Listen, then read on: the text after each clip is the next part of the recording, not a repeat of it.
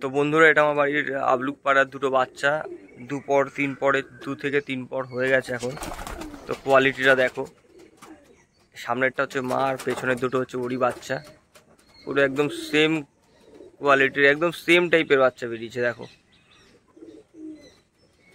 দুটোরই same body প্যাটার্নের মধ্যে আছে।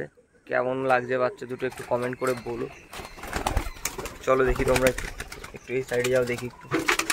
ক্যামেরা আসতে হবে না সবাইকে, চলো। তো বাবাটা একটু তোমাদের এর মধ্যে দিয়ে একটু দেখো, সবাই দেখে একটু বলো কেমন লাগছে। তো বন্ধুরা, এই যে ওদের বাবা, একদম একই জেনারেশনের পায়রা, আগে পরের বাচ্চা শুধু। সরি, আগে পরে না, মানে দুটো দু ঘরে নর্মাদা আমার। নটটা অ্যাকচুয়ালি আমার বন্ধুর পায়রা, কদিন আগে লফটের ভিডিওটা করা হয়েছে।